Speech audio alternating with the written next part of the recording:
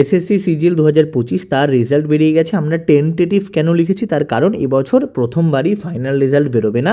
একটা রেজাল্ট বেরোনোর পরে ফিক্স আর ফ্লোট সিস্টেম এবার চালু হয়েছে, স্লাইডিং মেথড। সেটা কী জিনিস ওটাও আমরা ভিডিওর মধ্যেই বলবো। তো এই পুরোটার একটা অ্যানালিসিস করব। রেজাল্ট তো সবাই দেখে নিয়েছো, যাদের যাদের হয়ে গেছে চাকরি, অনেকের প্রথম চাকরি হতে পারে, অনেকের দ্বিতীয় হতে পারে। প্রত্যেককে জানাই অনেক অনেক শুভকামনা।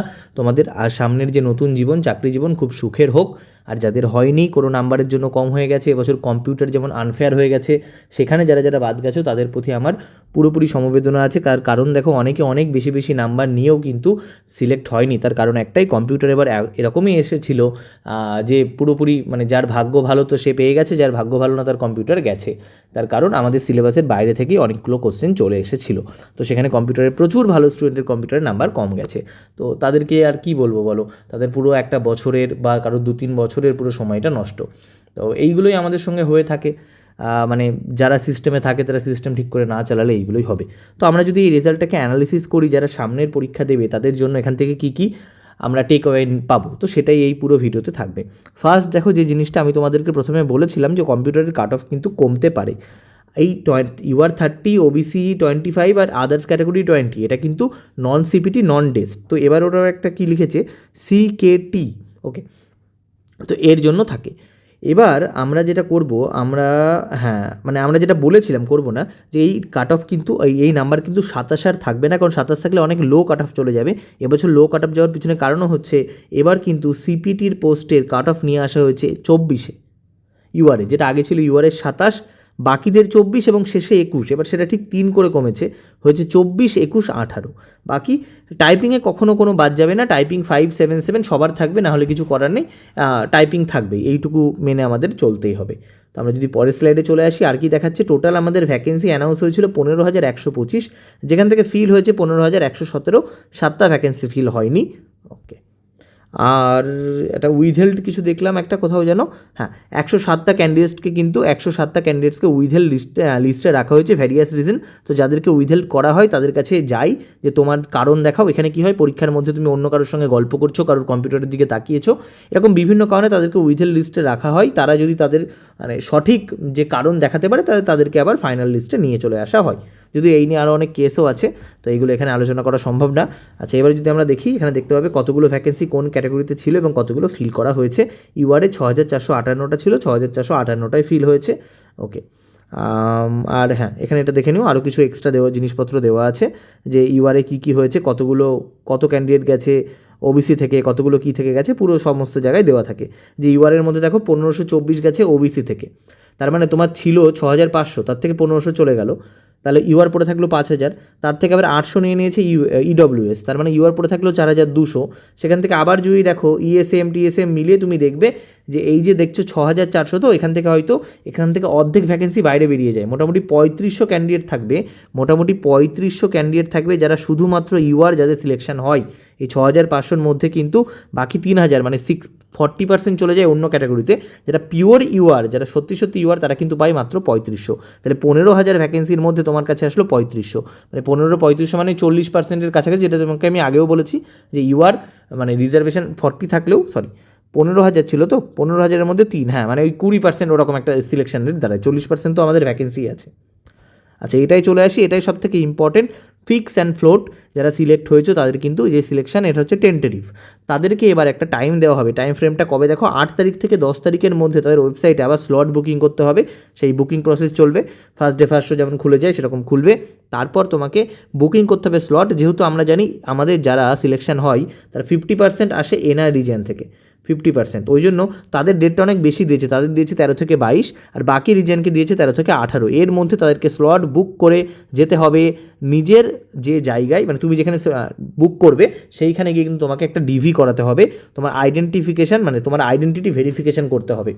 তো সেটা করার পরেই তোমার ফাইনাল লিস্ট আসবে। তো সেক্ষেত্রে কী হবে, দেখা গেল কেউ এখন পেয়েছে অডিটার লেভেল 5-এ পেলো, তো সে তখন সে তো ওটাকে যদি ফ্লোট করে দেয় তখন দেখা যাবে যে একজন ইন্সপেক্টর সে ওখানে গেল না, সে হয়তো এমনি দিয়ে দিয়েছিল, সে পরে জয়েন করবে না বলে ভেবে নিয়েছে, তো সে ইন্সপেক্টর পেয়েছে, ইন্সপেক্টর পোস্ট সে পেয়েছে, সে জয়েন করে গেল না, তো তার পোস্টের জায়গায় আরেকজন যে অডিটর পেয়েছিল সে 5 থেকে লাফিয়ে 7-এ চলে গেল, এরকম হবে।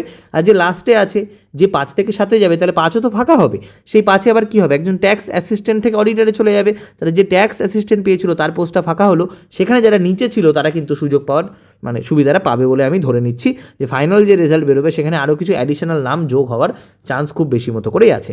আর যে ফিক্স করবে তার কিন্তু ওই চাকরিই করতে হবে, আর যে ফ্লোট করবে দেখা গেলো তুমি ছিলে একটা পোস্টে, তুমি ফ্লোট করে অন্য পোস্টে গেলে দিয়ে তুমি বললে না আমাকে ওই পোস্টটাই দিতে হবে যেটা আগে ছিলাম, তাহলে হবে না, তাহলে কিন্তু তোমার এই নৌকা ওই নৌকা দু নৌকায় যাবে।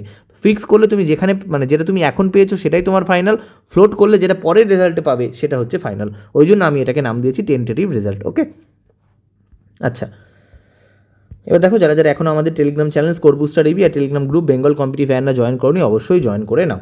এবার আমরা যদি অ্যানালিসিসে চলে আসি যে পুরোপুরি কাট অফ কী গেছে দেখি, এটা কিন্তু এই যে কাট অফটা আসছে এটা কিন্তু 200 নাম্বার বেশি, তার কারণ যে আমাদের হয় এখানে স্ট্যাটিস্টিক্স দিতে হয়, দুটো পেপার থাকে, প্রত্যেকটাতে 200 নাম্বার করে থাকে, এর জন্য একটা পেপার এর জন্য একটা পেপার, তো সেখানে আমাদের যেটা হয় যে অনেকে এই নাম্বারে পেয়ে কিন্তু ক্লিয়ার করতে পারবে না, কারণ তুমি 200-র মধ্যে যদি 140 ভাবো তাহলে দেখো ইউআরে 256 হচ্ছে, 140 কেউ পায় না, তো সেইভাবে এই পেপারগুলো তোমার যদি থাকে এবং তার কোয়ালিফিকেশনও থাকতে হবে, তখন তুমি এই পেপারে বেশি নাম্বার তুললে এই পোস্টগুলো পাওয়া যায়, এটা একটা অনেক মানে সহজে পাওয়া যায়, বাকি পোস্টের থেকে লেভেল 6-এর চাকরি পাচ্ছ কিন্তু ওদের থেকে অনেক সহজে পাচ্ছ।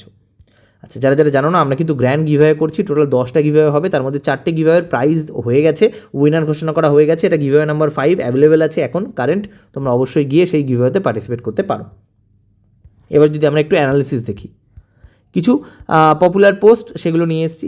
ফার্স্ট আমাদের এএসও সিএসএস, তোমরা অনেকেই নাম জানো, কিন্তু যেটা হয় ওয়েস্ট বেঙ্গলের ক্যান্ডিডেট বা এই ভিডিও যারা বাংলায় দেখছে ত্রিপুরার ক্যান্ডিডেট, আসামের ক্যান্ডিডেট, তারা কিন্তু দিল্লিতে যায় না, দিল্লি আমাদের থেকে অনেক দূর, তাও যেগুলো একটু পপুলার ক্যাটাগরিতে থাকে এখানে বেশি প্রচুর লোক এনআর থেকে এখানে অ্যাপ্লাই করে, তো সেখানে তুমি দেখতে পাবে ইউআর 331, ওবিসি 324, ইডব্লিউএস 327, বাকি দেখে নাও একইভাবে এএসও এফএইচকিউ সেখানে আদার্স 222, ভিএইচ এসএইচ এসটি 299, আর এসসি 210, 326, 323, দেখো ইডব্লিউএস কাট অফ বেশি চলে গেছে, ইডব্লিউএস কাট অফ কিন্তু আগে কম যেত, আগে ইডব্লিউএস কাট অফ কম যেত, এবার কিন্তু এটাতেও ইডব্লিউএস কাট অফ বেশি চলে যাচ্ছে, তার মানে এখন সবারই ইডব্লিউএস আস্তে আস্তে হয়ে যাচ্ছে। ওয়েস্ট বেঙ্গলে যেটা হয় ইডব্লিউএস কাট অফ অনেক কম যায়, তার কারণ একটাই, ওয়েস্ট বেঙ্গলে ইডব্লিউএস ক্যান্ডিডেট নেই, সেই ক্যান্ডিডেট ফিল করার জন্য চলে যায়।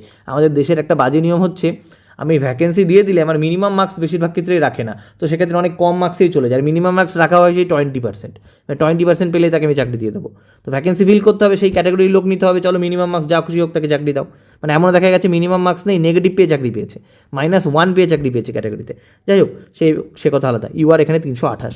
এবার দেখো এখানে MEA এটা হচ্ছে মোস্ট ডিজায়ার্ড পোস্ট, এই পোস্টে গেলে তুমি কিন্তু ফরেন পোস্টিং তোমার হয়, তো তার কাট অফ সবসময় বেশি যাবে, কারণ ফরেন আমরা সবাই যেতে চাই, তো সেখানে 348, 344, মানে আমাদের ব্যাপারটা এরকম, যে থাকবে রানাঘাটে সে বলবে রানাঘাট ভালো না কলকাতা ভালো, যে কলকাতায় থাকবে সে কলকাতা ভালো না ব্যাঙ্গালোর ভালো, যে ব্যাঙ্গালোরে থাকবে সে বলবে ব্যাঙ্গালোর ভালো না পুনে ভালো, পুনে যে থাকবে সে বলে পুনে ভালো না লন্ডন ভালো, এরকম একটা ব্যাপার চলতে থাকে। তো এবার প্রত্যেকটা কাট অফ তুমি দেখে নিতে পারো, প্রত্যেক কটা বলে আমি ভিডিও বড় করছি না। আচ্ছা ম্যাথ রিজনিং যারা অনলাইন অফলাইন পড়তে চাও, আমাদের নতুন ক্লাস কিন্তু শুরু হয়ে গেছে, এই নাম্বারে হোয়াটসঅ্যাপ করে যোগাযোগ করে নাও, এই ক্লাসের মধ্যে তোমরা প্রচুর জিনিসপত্র পাবে, ম্যাথ রিজনিং যেটা পাচ্ছ লাইভ ক্লাস রেকর্ডেড ক্লাস সেটা পাচ্ছ, তার সঙ্গে তোমাদের ডাউট গ্রুপ থাকছে, সেই ডাউট গ্রুপের সঙ্গে তুমি গাইডেন্স গ্রুপ পাচ্ছ, ইংলিশ আর জিকের কিন্তু কমপ্লিট স্টাডি প্ল্যান, সেটা কী করে ডেইলি শিডিউলের মাধ্যমে কভার হবে, এই থেকে কিন্তু 2027 অবধি তোমাদেরকে এইভাবে গাইড করা হবে, তো অবশ্যই এই নাম্বারে হোয়াটসঅ্যাপ করে তোমরা যোগাযোগ করতে পারো। ওকে, এবার যদি আমরা দেখি এই পোস্টটা নতুন এসেছিল অফিস অ্যাটেন্ডেন্ট সিবিডিটি, খুব এই পোস্টটার ক্রেজ ছিল এবছর, লেভেল 6-এর ভালো পোস্ট, ইউআর কাট অফ খুব বেশি যায়নি, 317 গেছে, একইভাবে বাকি কাট অফগুলো তোমরা দেখে নিতে পারো। ইনকাম ট্যাক্স ইন্সপেক্টর আরও একটা ডিজায়ার্ড পোস্ট 342, দেখো এটাতেও গেছিলো 342, এটাও ডিজায়ার্ড পোস্ট, কোথায় গেল এই যে 348 গেছিলো, MEA এটা আরও বেশি ডিজায়ার্ড হয়, তারপর ইনকাম ট্যাক্স ইন্সপেক্টর 342, ইডির কিন্তু ইডি হয় খুব ডিজায়ার্ড, মানে ইডির ভ্যাকেন্সি খুব কম থাকে, যদিও আমি অনেককে যেতে একটু মানে ডিসকারেজ করি, বাকি ক্যাটাগরিগুলো তুমি দেখে নাও। ওকে পরেরটা দেখো, এবার ইন্সপেক্টর, আচ্ছা এক্সামিনার, এখানে এক্সাইজ ইন্সপেক্টর দেওয়া হয়নি, এক্সাইজ ইন্সপেক্টর এখানে দেওয়া হয়নি, ওর কাট অফ গেছে 320। এই তিনটে যে এক্সাইজের ভ্যাকেন্সি থাকে তার মধ্যে সবচেয়ে ভালো পোস্ট হয় এক্সামিনারের কাট অফ দেখো 325, ভালো পোস্ট কাট অফ বেশি যাবে, কিছু করার নেই। ইউআর এখানে 321 হচ্ছে প্রিভেন্টিভ, তারপর এক্সাইজ 320। ওকে, একইভাবে ম্যাথ রিজনিং যারা অবশ্যই এই নাম্বারে হোয়াটসঅ্যাপ করে যোগাযোগ করে নিও। এটা কিন্তু একদম আমাদের সিজিএল এনটিপিসি সমস্ত পরীক্ষাকে কভার করেই ক্লাসগুলো হবে।